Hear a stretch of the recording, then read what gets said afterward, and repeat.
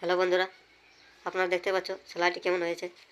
উপরে ঠিক আছে, কিন্তু নিচের সেলাইটি পুরো লুজ হয়ে গেছে, নিচের সুতোটা।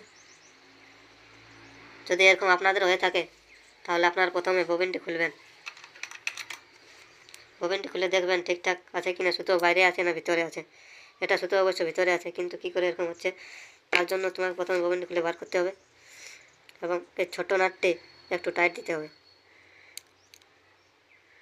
নাটটি টাইট করার পরে ববিনটি আবার লাগাবে এবং এখানে যে নাটটি টাইট যে পরিমাণে দেবে, এখানে উপরের এই নাটটিও সেই পরিমাণে আপনি টাইট দেবেন এবং নিচে লাগাবেন।